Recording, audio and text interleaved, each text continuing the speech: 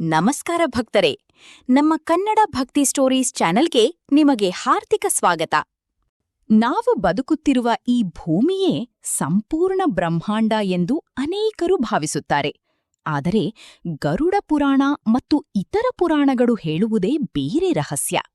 ಈ ವಿಶ್ವದಲ್ಲಿ ಕೇವಲ ಒಂದು ಲೋಕವಲ್ಲ, ಒಟ್ಟು 14 ಲೋಕಗಳಿವೆ ಎಂದು ಶಾಸ್ತ್ರಗಳು ವಿವರಿಸುತ್ತವೆ.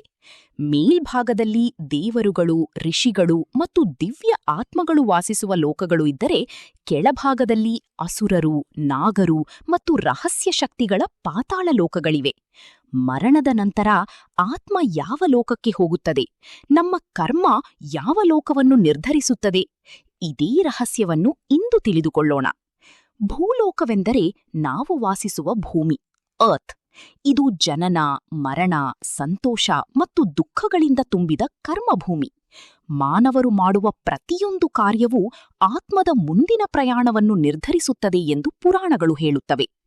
ಮೋಕ್ಷ ಪಡೆಯುವ ಅವಕಾಶವೂ ಇಲ್ಲಿಯೇ ದೊರೆಯುತ್ತದೆ. ಭೂಲೋಕದ ಮೇಲಿರುವ ಭುವರ್ಲೋಕವು ಭೂಮಿ ಮತ್ತು ಸ್ವರ್ಗದ ಮಧ್ಯೆ ಇರುವ ಅದೃಶ್ಯ ಲೋಕ. ಇಲ್ಲಿ ಯಕ್ಷರು, ಗಂಧರ್ವರು, ಪಿತೃಗಳು ಮತ್ತು ಸೂಕ್ಷ್ಮ ಆತ್ಮಗಳು ವಾಸಿಸುತ್ತವೆ ಎಂದು ನಂಬಲಾಗಿದೆ.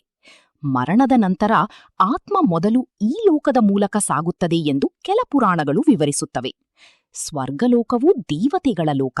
ಇದನ್ನು ಇಂದ್ರ ಆಳುತ್ತಾನೆ ಎಂದು ಹೇಳಲಾಗುತ್ತದೆ. ಇಲ್ಲಿ ನಂದನವನ, ಅಪ್ಸರೆಗಳು, ಗಂಧರ್ವರ ಸಂಗೀತ ಮತ್ತು ಅಪಾರ ಐಶ್ವರ್ಯವಿದೆ.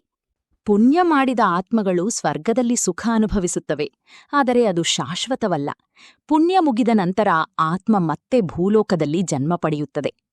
ಮಹರ್ಲೋಕವು ಮಹರ್ಷಿಗಳು ಮತ್ತು ತಪಸ್ವಿಗಳು ವಾಸಿಸುವ ಲೋಕ. ಇಲ್ಲಿ ಬ್ರಹ್ಮಜ್ಞಾನ ಮತ್ತು ಆಧ್ಯಾತ್ಮಿಕ ಶಕ್ತಿ ಅಪಾರವಾಗಿರುತ್ತದೆ.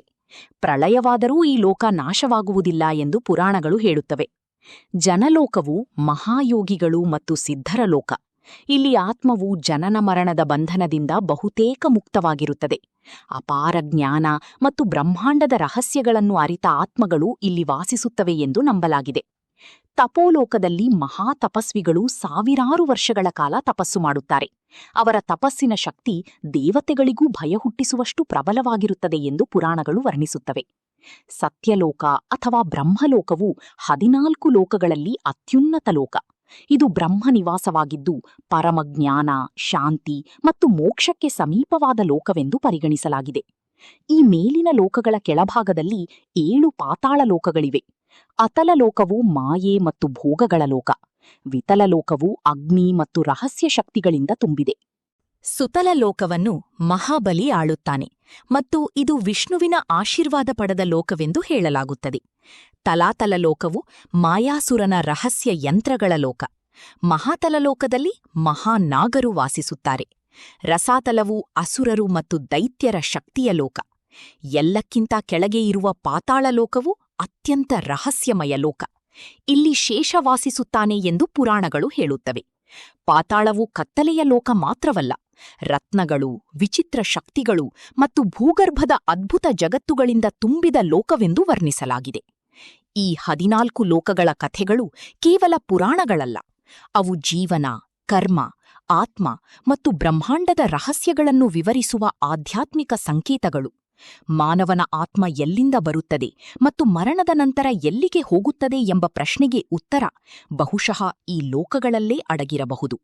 ಇಂತಹ ಇನ್ನಷ್ಟು ಅದ್ಭುತ ಭಕ್ತಿ ವಿಡಿಯೋಗಳನ್ನು ನೋಡಲು ಈಗಲೇ ನಮ್ಮ ಚಾನೆಲ್ ಸಬ್ಸ್ಕ್ರೈಬ್ ಮಾಡಿ ಮತ್ತು ಹೊಸ ವಿಡಿಯೋಗಳ ಮಾಹಿತಿ ತಕ್ಷಣ ಪಡೆಯಲು ಬೆಲ್ ಐಕನ್ ಅನ್ನು ಕ್ಲಿಕ್ ಮಾಡಿ.